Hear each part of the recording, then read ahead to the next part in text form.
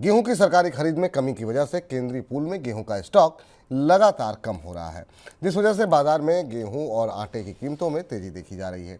उपभोक्ता विभाग के आंकड़े बताते हैं कि अगस्त में अब तक गेहूं का आटा करीब 10% तक महंगा हो गया है। इस दौरान गेहूं का रिटेल भाव भी करीब 8% महंगा हुआ है। केंद्रीय पूल में गेहूं के स्टॉक की बात करें तो अगस्त की शुरुआत में कुल स्टॉक 268 लाख टन दर्ज किया गया है, जो कि पिछले साल इस दौरान 280 लाख टन हुआ करता था। तो शुभम जी, जो आंकड़े दिखाई दे रहे हैं, क्या ईमान के चलें कि अभी आटे की महंगाई और परेशान करेगी? जी देखिए, 2-3 संकेत आप यहाँ से पकड़ने की कोशिश कीजिए। आरबीआई का वो बयान जिसमें आरबीआई ने कहा था कि ब्याज दरें घटाने के लिए खाने की थाली केंद्र में रहेगी।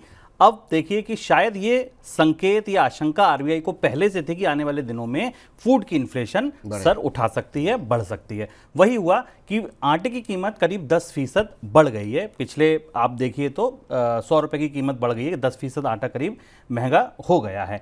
19 अगस्त को जो भाव है वो 28 रुपये प्रति किलो है, जो 1 अगस्त को 26 रुपये प्रति किलो हुआ करता था। अब ये समझने की बात है कि अगस्त में अगर ये आटा अब तक महंगा इतना हो गया है और आगे तो पूरा त्योहारी सीजन है, अभी तो त्योहारी सीजन की बस शुरुआत है, अभी तो फीता कटा है, अभी तो दिवाली है, अभी तो आगे बड़े त्योहार हैं। उस समय अगर कंजम्पशन और ज़्यादा बढ़ेगा तब क्या इनकी कीमतों में और तेजी आ सकती है? जी बिल्कुल, ये तेजी आ सकती है। अगर पीछे के आप आंकड़ों की बात करें तो आटे का जो मॉडल भाव था 1 अगस्त को वो क्या था? आटे का भाव 32 रुपये और जो बढ़कर 19 तारीख को 35 रुपये आ गया है। यहाँ भी 3 रुपये का इजाफा है। 2 रुपये का गेहूं की कीमत में इजाफा था, आटे की कीमत में ये इजाफा 3 रुपये का है। केंद्रीय पूल में स्टॉक की क्या स्थिति है? 268 लाख टन स्टॉक इस समय है, जो पिछले साल इस समय 280 लाख टन था। सरकार ने कोशिश की थी गेहूं को खरीदा जाए। गेहूं खरीदने का जो लक्ष्य रखा गया वो 320 लाख टन रखा गया, लेकिन सरकार खरीद पाई 266 लाख टन। अब आप एक एक करके आंकड़े को समझिए। गेहूं स्टॉक में कम है, जो खरीदारी का लक्ष्य था वो कम है, और कीमतें लगातार बढ़ रही हैं, त्योहारी सीजन सामने खड़ा है। ये सारा संकेत, ये सारा समीकरण अगर आप एक तरह डॉट कनेक्ट करें तो ये समझ में आता है कि आने वाले दिनों में अगर डिमांड बढ़ती है तो निश्चित तौर पर आटे की कीमत में और तेजी देखने को मिल सकती है। चलिए, तो अभी आपके लिए जो है राहत मिलती हुई दिखाई दे नहीं रही है। अब आटे की महंगाई आपको इस त्योहारी सीजन परेशान कर सकती है। इस बीच भारतीय रिजर्व बैंक को उम्मीद है कि इस साल प्राइवेट कैपेक्स में जोरदार बढ़ोतरी होगी। आरबीआई के बुलेटिन के मुताबिक वित्त वर्ष 2024-25 के दौरान प्राइवेट कैपेक्स 54% बढ़कर के 2.45 लाख करोड़ रुपए तक पहुंच सकता है। इससे पहले वित्त वर्ष 2023-24 के दौरान ये सिर्फ 1.59 लाख करोड़ रुपए था। हालांकि एक अन्य रिपोर्ट में यह भी कहा गया है कि इस साल अप्रैल से जुलाई के दौरान केंद्र सरकार के उपक्रमों यानी कि सीपीएससीज के कैपेक्स में 16% की गिरावट देखने को मिली है। अब प्राइवेट कैपेक्स अगर 3 गुना बढ़ेगा तो ये मान के चलेंगे क्या नौकरियों के इजाफे भी इसी आधार पर होंगे? खुश होने की जल्दबाजी ना करें, मुझे ऐसा लगता है ये कहना थोड़ा सा जल्दी होगा। देखिए, कैपेक्स बढ़ सकता है, इसके संकेत आरबीआई ने कहाँ से पकड़े? पेपर को अगर आप पढ़ें तो आरबीआई ने संकेत पकड़े कि जो 3 रास्ते हैं पैसा आने के, तीनों ही रास्ते से पैसा ज़्यादा आया है। बैंकों ने ज़्यादा फाइनेंस किया है, आईपीओ के जरिए कंपनियों ने पैसा उठाया है, और एक्सटर्नल कॉमर्शियल बोरोइंग जो है, जो विदेश से कर्ज उठाया गया, ये भी कंपनियों ने उठाया है।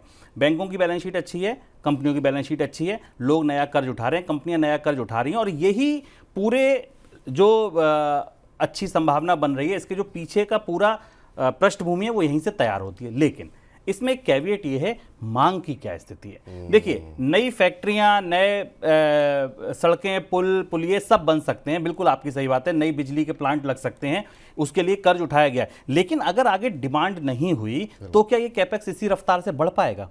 ये समझने की जरूरत है। प्राइवेट कंपनियां, सरकार का कैपेक्स मजबूरी हो सकती है, सरकार को अगर अर्थव्यवस्था को सपोर्ट करना है, मांग नहीं भी होगी तब भी सरकार चीजें बेहतर करने के लिए जबरदस्ती कैपेक्स बढ़ा सकती है। लेकिन प्राइवेट कंपनियों की जहां तक बात है तो जब तक डिमांड नहीं होगी तब तक वो कैपेक्स नहीं बढ़ाएंगे। ये जो आपको आंकड़े दिख रहे हैं ये निश्चित तौर पर वो पाइपलाइन प्रोजेक्ट के आंकड़े हैं जो सड़कों के लिए है, जो पावर प्रोजेक्ट के लिए, जो कुल मिलाकर इंफ्रास्ट्रक्चर के लिए सबसे बड़ी हिस्सेदारी है इस पूरे कैपेक्स में। तो ये समझना होगा कि ये कैपेक्स डिमांड जब हमको आने वाले दिनों में अच्छी दिखेगी तभी ये कैपेक्स रफ्तार पकड़ पाएगा। अन्यथा आपको ध्यान होगा, मनी सेंटर में हम कई बार आपको बता चुके हैं कि कई बड़े प्रोजेक्ट होते हैं, शुरू होते हैं और अटक जाते हैं, देरी से चलते हैं। उनके पीछे कहीं ना कहीं एक वजह यह भी होती है कि मांग का सहारा उनको नहीं मिल रहा होता है। तो अगर आप कैपेक्स के नंबर से जल्दबाजी में ये सोच रहे हैं कि नौकरियां मिल जाएंगी, अर्थव्यवस्था में तेजी आ जाएगी, इतना आसान ये नहीं है। वित्त मंत्री भी स्पष्ट कह चुकी हैं कि जो कुछ दिया जा सकता था कंपनियों को, दिया जा चुका है। अब कंपनियों को आगे बढ़कर कैपेक्स करना होगा। ये स्थिति ऐसी हो गई जैसे पहले मुर्गी आई अंडा, पहले डिमांड के लिए चाहिए लोगों के पास पैसे हों और पैसे के लिए चाहिए रोजगार। रोजगार तब होंगे जब कंपनियां विस्तार करेंगी और विस्तार तभी होगा जब मांग होगी। तो ये पूरी साइकिल जो है अभी देखते हैं कहाँ तक ये सुलझती हुई दिखाई दे रही है।